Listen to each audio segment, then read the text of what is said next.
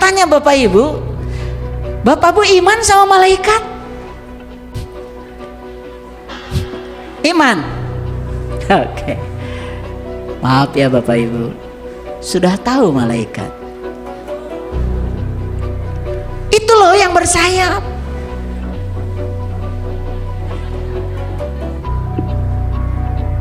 Jangan-jangan kita semua yang kita imani dan kita yakini ini hanya konstruksi pikiran.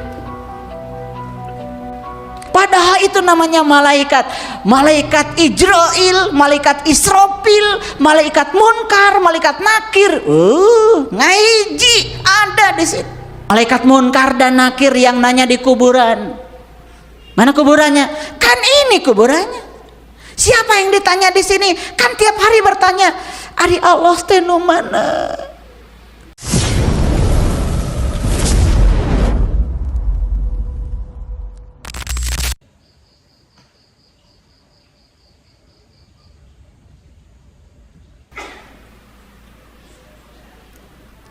Jangan-jangan kita selama ini menuhankan Tuhan hanya berdasarkan konstruksi pikiran, bukan yang sebenarnya.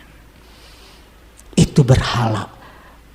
Jangan-jangan kita tidak mengikuti dia, selama ini kita hanya mengikuti apa kata orang tentang dia.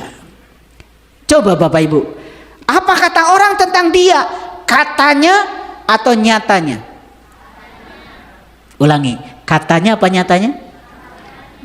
Katanya dikatakan lagi, beja dibejakeun deui. Tuh cek jeung cenah buahna leubet ku meureun, tangkalna namanya tangkal susuganan.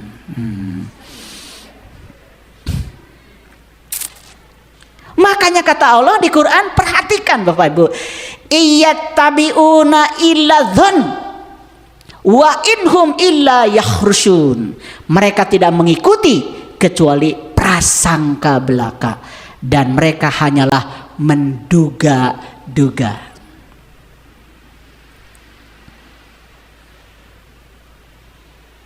Saya mau tanya di ruangan ini, ada yang tahu Wagyu? Oke, ada yang tidak tahu Wagyu? Acungkan tangan. Nggak apa-apa, nggak apa-apa. Ada yang tidak tahu? Saya tanya yang tahu, nggak ngacung.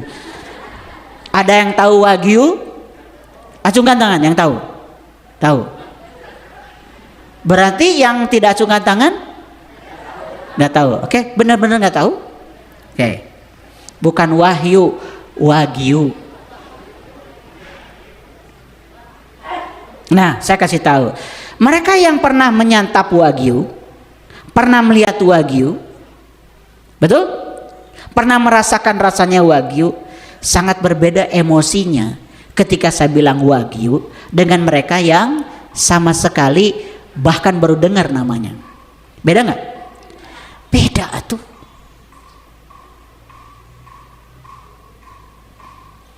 Beda.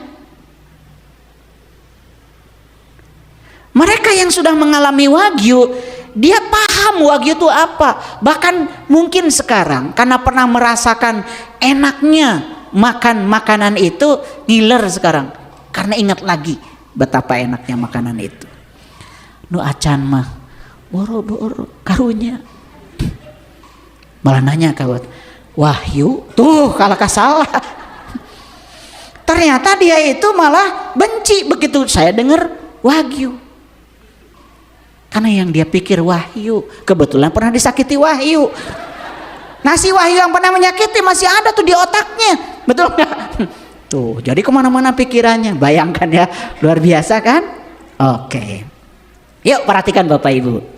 Mereka tidak mengikuti kecuali prasangka belaka, dan mereka hanya menduga-duga. Lihat saya semuanya, yang tahu Wagyu tidak menduga-duga. Tapi yang belum tahu jadi menduga-duga. Betul nggak? Betul nggak? Jika kumaha tuh eta teh. Betul nggak? Pokoknya mah kieu. Tuh, betul nggak? Makanya nggak usah dijelaskan. Ajak dia makan itu.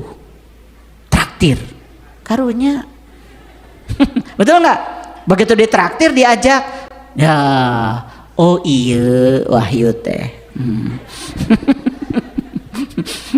Paham ya maksud Bapak Ibu? Oke. Nah, Bapak Ibu perhatikan saya sekali lagi. Jangan-jangan kita ini punya keyakinan bukan berdasarkan apa yang kita alami, tapi keyakinan yang dikonstruksi oleh pikiran apa kata orang. Dan itu yang selama ini oleh kita dianggap sebagai kebenaran. Keyakinannya kayak gini tidak bisa menolong. Nah, maka di Quran dikatakan ya, iya tabiuna illa dzan, itu hanya sakwa sangka. Nah, apa yang disebut dengan sakwa sangka Bapak Ibu? Lihat saya semuanya. Sakwa sangka itu bahasa persisnya adalah sesuatu yang hanya dikonstruksi oleh pikiran saja. Clear? Clear?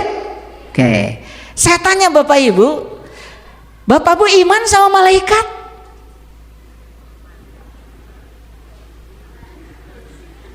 Nah, cari cing. Iman. Oke. Maaf ya Bapak Ibu, sudah tahu malaikat.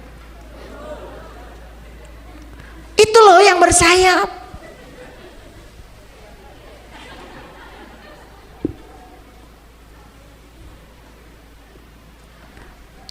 Jangan-jangan kita semua yang kita imani dan kita yakini ini hanya konstruksi pikiran. Padahal itu namanya malaikat.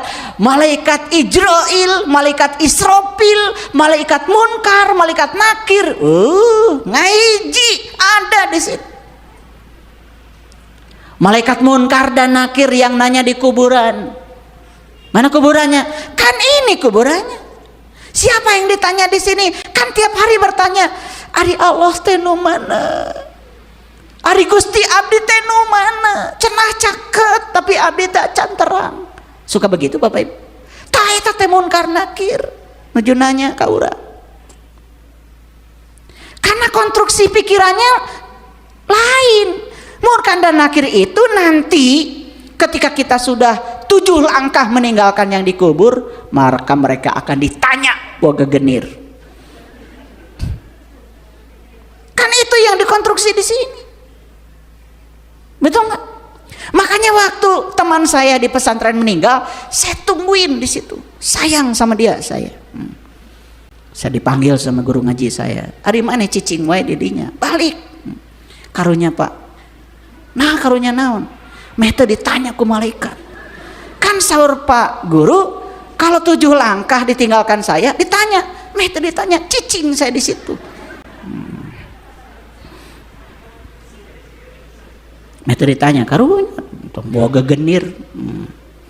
Nah itu kan konstruksi pikiran, Bapak Ibu. Nah sampai sekarang tidak bisa membedakan mana realitas, mana konstruksi pikiran. Begitu dikenalkan realitasnya, karena kita masih percaya pada konstruksi pikiran, kita menolak realitas, lebih percaya pada konstruksi pikiran. Oke. Nah dalam Quran surat Az-Zuhruf surat ke-43 78 Allah berfirman, laqad ji'nakum bil haqqi walakinna aktsarakum lil haqqi karihun. Sesungguhnya kami benar-benar telah membawa kebenaran kepada kamu, tetapi kebanyakan di antara kamu benci kepada kebenaran itu. Jadi kebenaran itu realitas bukan? Realitas. Yang sebenarnya, yang realitas, yang nyata kita tolak. Dan kita benci. Karena apa?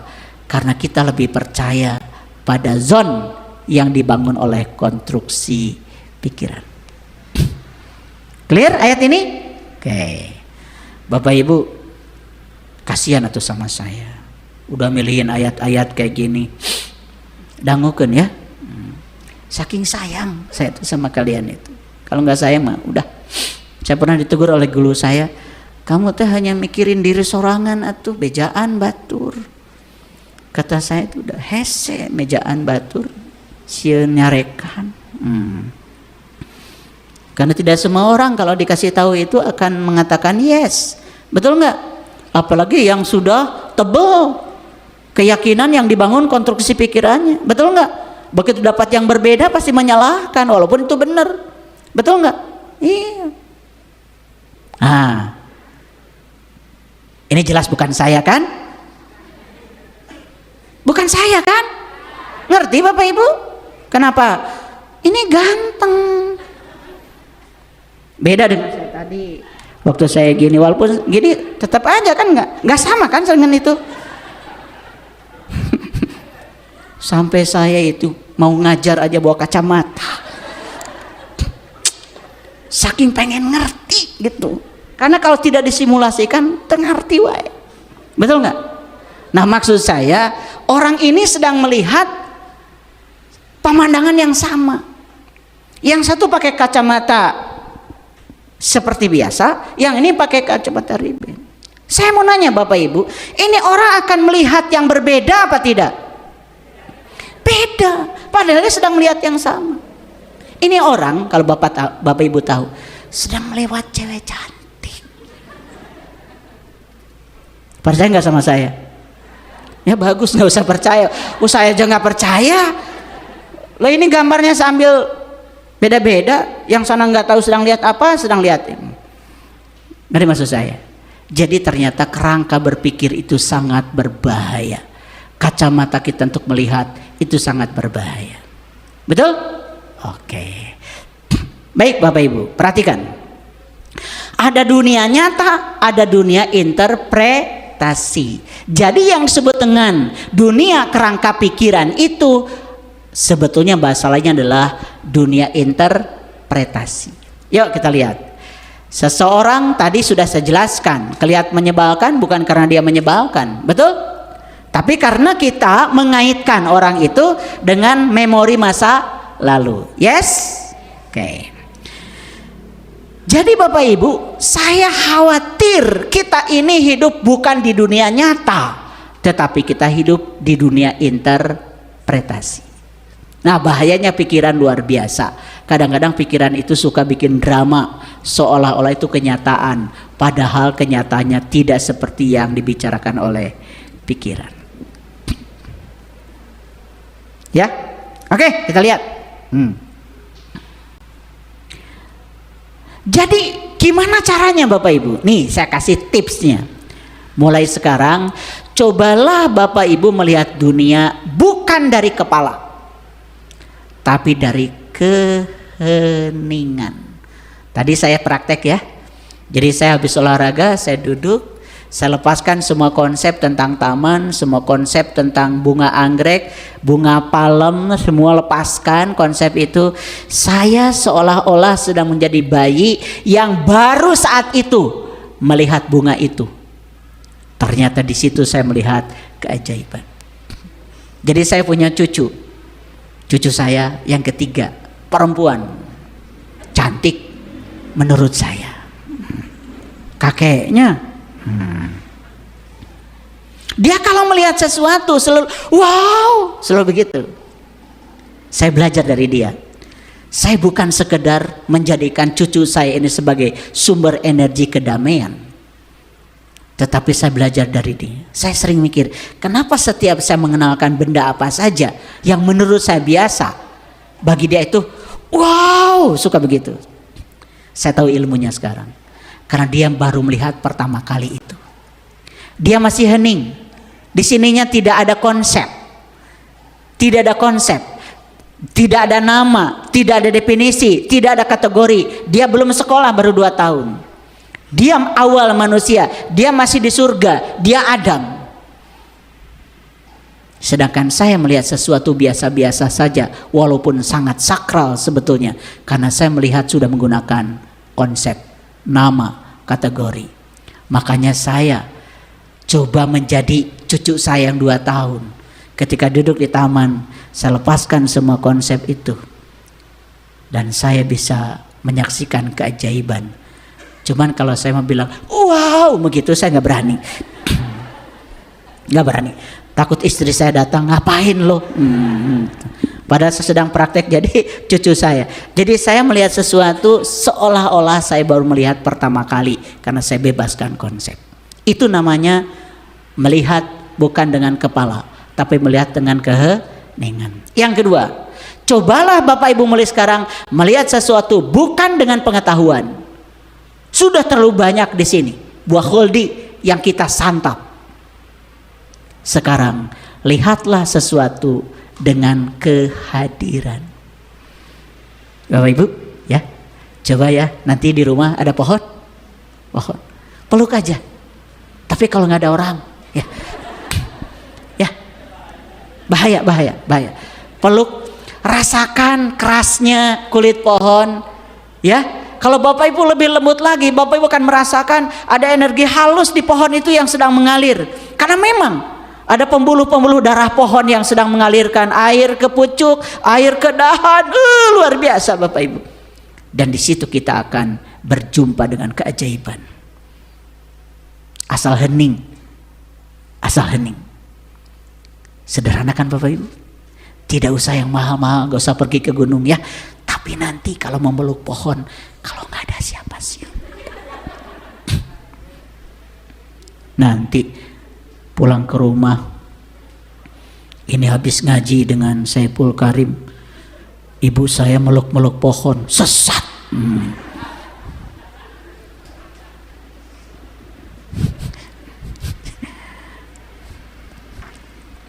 Jadi sekarang kita harus belajar melihat tanpa label, Bapak Ibu. Coba ya, melihat siapapun coba, lepaskan semua label. Nih, ajaibnya. Mungkin Bapak Ibu pernah disakiti siapa, tapi begitu label tentang dia itu dilepaskan dari pikiran kita, kita bisa menerima orang itu apa adanya. Dan kita akan menemukan keajaiban dari orang itu. Bahkan Bapak Ibu, seekor anjing yang katanya haram, saya coba menyaksikannya, saya coba menyaksikan matanya, saya coba menyaksikan kupat-kapit ekornya, saya menyaksikan semua bulu-bulunya dengan kehadiran. Bahkan saya bisa menemukan keajaiban di situ. Ya, jadi harus praktek dong. Ngaji dengan saya nggak cukup, ya harus praktek, ya praktek. Jadi kalau cuman dengar-dengar gini aja, besok datang lagi. Makanya seminggu sekali ngaji di sini, tidak tiap hari. Karena kalau tiap hari, Bapak Ibu akan bingung. Nu kamari ge can diamalkeun. Makanya saya beri jeda seminggu. Seminggu lagi datang lagi. Banyak yang usul sama saya. Kenapa Bapak katanya pengajian tidak tiap hari? Karunya. Betul nggak? Makanya saya suka bingung ya, teman-teman saya di universitas tiap hari seminar. Ya, oh ternyata saya tahu ngumpulin sertifikat buat naik pangkat.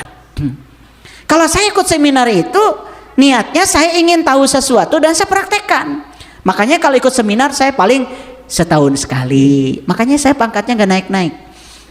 Karena saya tidak bisa mengumpulkan sertifikat. Saya ikut seminar tentang X, saya ingin tahu, bukan mau sertifikat. Makanya setahun sekali setelah saya amalkan, saya renungin, ikut lagi seminar. Makanya jangan ditiru saya kalau jadi ASN, gak naik pangkat. Keajaiban tentang sesuatu akan lenyap ketika kita melihatnya dengan memberi nama atau label. Akhirnya kita melihat tetapi tidak memandang. Jadi Bapak Ibu sekarang sadar, baik, buruk, bermasalah, biasa saja, itu semua adalah label yang diberikan oleh kita, yang bukan